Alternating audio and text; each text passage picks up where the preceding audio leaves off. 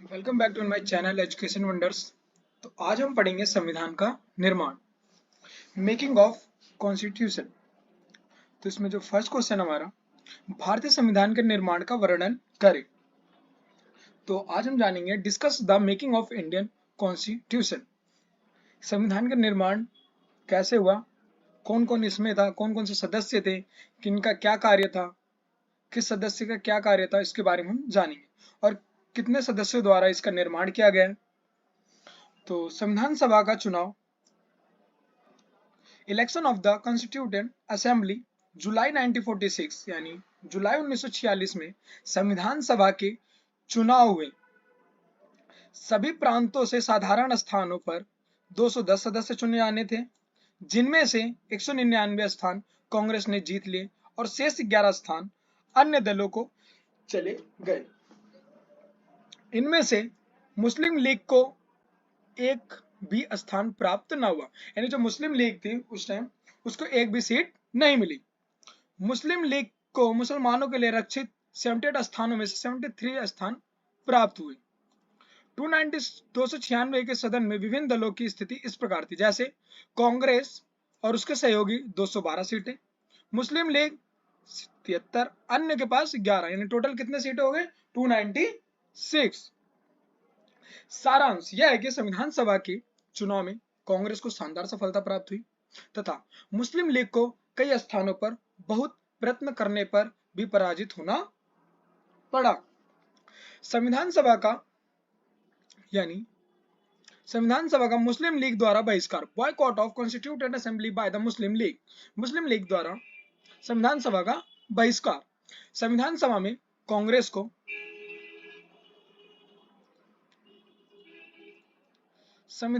कांग्रेस को भारी बहुमत देकर मुस्लिम लीग ने संविधान सभा का बहिष्कार करने का निर्णय किया। मुस्लिम लीग के बहिष्कार के निर्णय से कई उलझनें पैदा हो गई। 6 दिसंबर 1946 को ब्रिटिश सरकार ने एक महत्वपूर्ण घोषणा की, जिसमें कहा गया कि यदि संविधान सभा में भारतीय जनता के एक बड़े भाग को प्रतिनिधित्व नहीं हुआ तो उसके द्वारा बनाया गया संविधान उस भाग का पर लागू नहीं किया जाएगा। इस घोषणा से मुस्लिम लीग का उत्साह और बढ़ गया। मुस्लिम लीग के बहिष्कार के बावजूद संविधान सभा ने अपना कार्य आरंभ किया।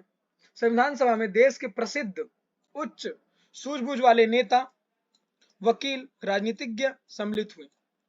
इनमें मुख्य नेताओं के नाम इस प्रकार हैं, जैसे डॉक्टर राजेंद्र प्रसाद, पंडित जवाहरलाल नेहरू, सरदार वल्लभ भाई पटेल, मौलाना अबुल कलाम आजाद, गोविंद वल्लभ पंत, कन्हैया लाल, मानिक लाल मुंशी, हृदयनाथ कुंजरू, पुरुषोत्तम Das Tandon, T Krishnamachari, Acharya Kripalani, doctor Bhimrao Ambedkar, doctor Radhakrishna आदि।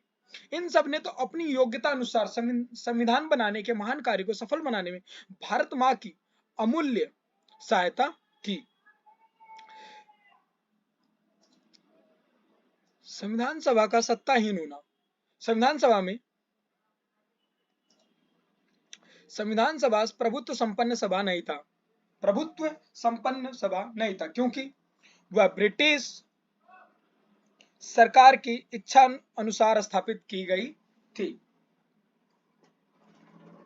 ब्रिटिश सरकार संविधान सभा को जब चाहे समाप्त कर सकती थी। संविधान सभा की शक्तियों पर कई प्रकार के प्रतिबंध लगे हुए थे। संविधान सभा वयस्क मताधिकार पर नहीं बनाई जानी थी।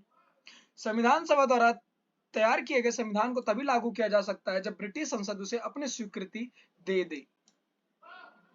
यानी जब संविधान सभा का निर्माण हुआ था, उसमें उसके पास उसके स्वयं की शक्ति नहीं थी कि उसमें कुछ भी चेंजेस कर सके। जैसे ब्रिटिश सरकार की इच्छानुसार स्थापित की गई थी, ब्रिटिश सरकार ने उसे स्थापित करवाया था। ब्रिटिश सरकार संविधान सभा को जब चाहे समाप्त कर सकती थी, वो हटा भी सकती थी और ला भी सकती थी। संविधान सभा की शक्तियों पर कई प्रकार के प्रतिबंध भी लगे हुए थे और संविधान सभा में यह भी था, कोई भी व्यक्ति मताधिकार यानी 18 साल से अधिक व्यक्ति का वो उसमें मताधिकार नहीं बनाई जानी थी, ऐसा कुछ नहीं था।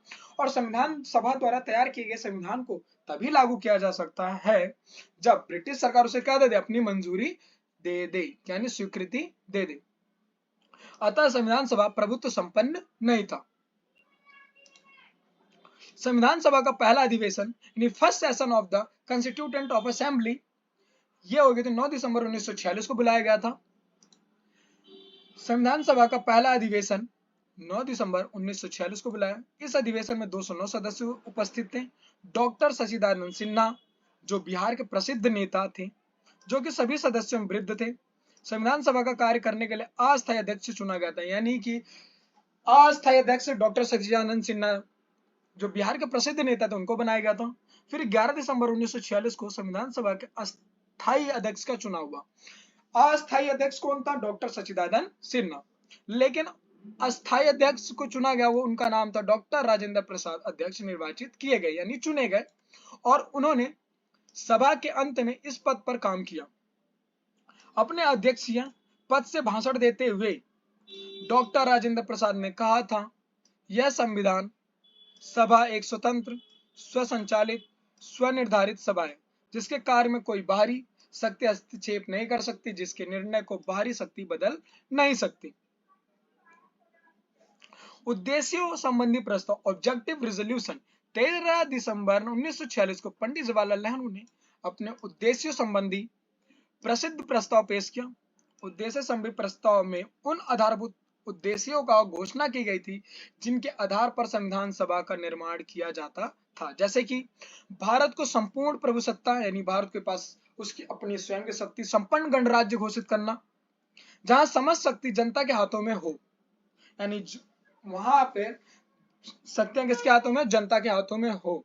जनता को सामाजिक, आर्थिक, राजनीतिक, न्याय, समानता और कई प्रकार की स्वतंत्रता मिले। पिछड़ी हुई और अनुसूचित जातियों के विकास के लिए कुछ संरक्षण हो।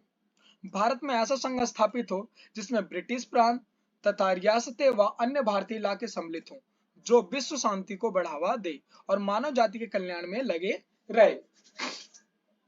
उद्देश्य प्रस्ताव को संविधान सभा ने सर्वसम्मति से 22 जनवरी 1947 को पास कर दिया।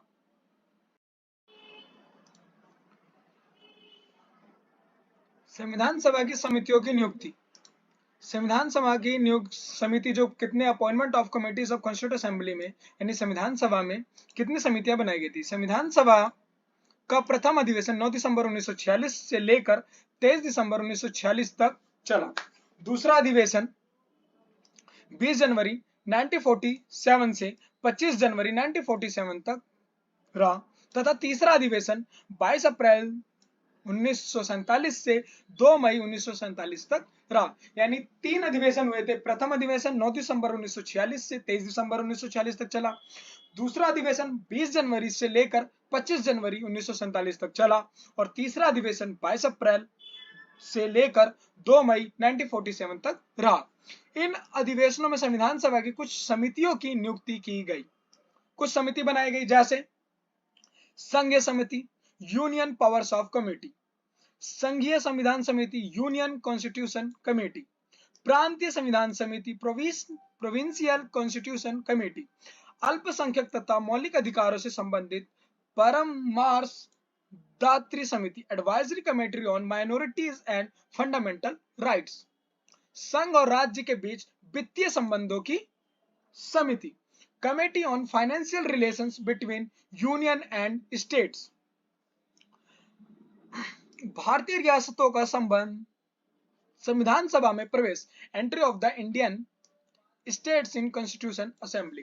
भारतीय रियासतों का जब संविधान सभा में प्रवेश किया गया तो सबसे पहले बड़ौदा, बीकानेर, जयपुर, उदयपुर, कोचीन, रेवा, ग्वालियर, पटियाला तथा भावनगर रियासतों के प्रतिनिधि संविधान सभा में सम्मिलित हुए। इसके पश्चात धीरे धीरे अन्य रियासतों के प्रतिनिधि इसमें सम्मिलित होते गए। जम्मू तथा कश्मीर रियासत के प्रतिनिधि अक्टूबर 1947 में तथा हैदराबाद के प्रतिनिधि ने 1940 में संविधान सभा की बैठकों में भाग लेना आरंभ किया। राष्ट्रीय ध्वज को अपनाना, adoption of the national flags. संविधान सभा का चौथा अधिवेशन 14 जुलाई 1947 को आरंभ हुआ और 31 जुलाई 1947 तक रहा। इस अधिवेशन में विभिन्न समितियों द्वारा प्रस्तुत की गई रिपोर्टों पर चर्चा की गई।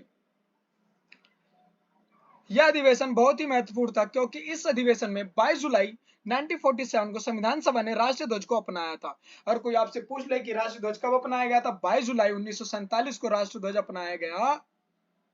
राष्ट्रीय ध्वज में केसरी, सफेद तथा गाढ़ा हरा समान अनुपात में 3 रंग हैं।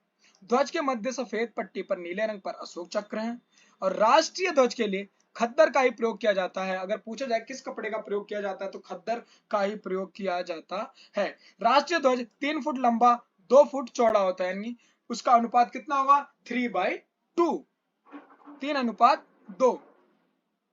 भारत का विभाजन और स्वतंत्रता प्राप्ति के पश्चात संविधान सभा का दर्जा, partition of India and status of constitution assembly after independence, 15 अगस्त 1947 को भारत का विभाजन हुआ और भारत तथा पाकिस्तान 2 स्वतंत्र राज्यों का जन्म हुआ।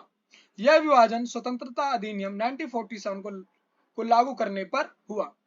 स्वतंत्रता प्राप्ति के पश्चात संविधान सभा की स्थिति में महत्वपूर्ण 3 परिवर्तन आया।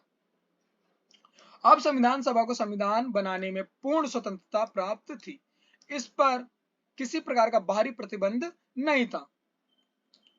संविधान सभा को अब 2 रूपों में कार्य करना था। एक रूप में तो इसको भारत का संविधान बनाना था और दूसरे रूप में इसको भारत के लिए साधारण कानूनों का निर्माण भी करना था। इस प्रकार इसको संविधान सभा और संसद के रूप में कार्य करना 26 जनवरी 1949 तक संविधान सभा दोनों प्रकार के कार्यों करती रही, परंतु इसके बाद इसका संविधान बनाने का कार्य समाप्त हो गया और यह केवल कानून बनाने का कार्य करती रही।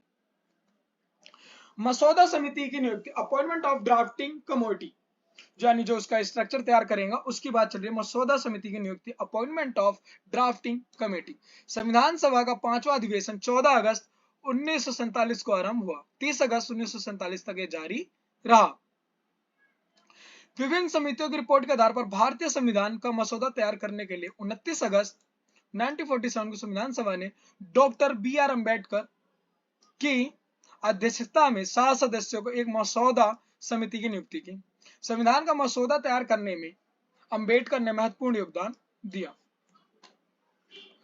मसौदा समिति की रिपोर्ट के बाद वाद विवाद और अंतिम स्वीकृति, discussion on draft commission and it's final approval.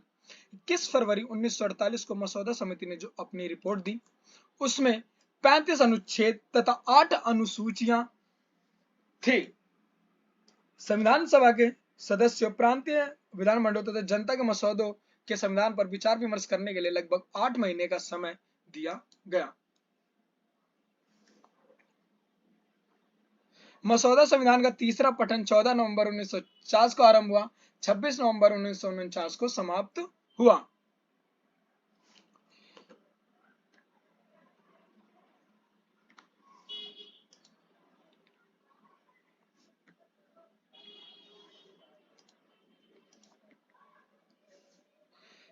नवंबर 1949 को संविधान सभा के प्रधान डॉक्टर राजेंद्र प्रसाद मसौदे संविधान पर हस्ताक्षर कर दिए। इस पर स्वतंत्र भारत का संविधान पूर्ण रूप से तैयार हो गया। संविधान सभा का अंतिम अधिवेशन, the final session of constitution assembly, 24 जनवरी 1950 को संविधान सभा का अंतिम अधिवेशन हुआ। संविधान सभा ने सर्वसम्मति से डॉक्टर राजेंद्र प्रसाद को भारत का राष्ट्रपति चुना। संविधान सभा के सभी सदस्य ने संविधान पर हस्ताक्षर किए। पंडित जवाहरलाल नेहरू इस संविधान पर हस्ताक्षर करने वाले प्रथम व्यक्ति थे। अगर आपसे पूछे संविधान सभा पे सबसे पहले सर्वप्रथम किसने हस्ताक्षर किए थे, पंडित जवाहरलाल नेहरू। 26 जनवरी 1950 को इससे संविधान को लागू किया गया। 26 जनवरी 1950 को इस संविधान को 26 जनवरी को इसलिए लागू किया क्योंकि संविधान निर्माता भारत के प्रथम स्वतंत्रता दिवस 26 जनवरी 1930 की पुण्य स्मृति को सम्मानित करना चाहते थे। भारतीय संविधान के पूर्ण होने में 2 वर्ष 11 महीने 18 दिन लगे। इस कार्य पर 64 लाख रुपए खर्च हुए। Thanks for watching my video. Like, comment and share and subscribe my channel.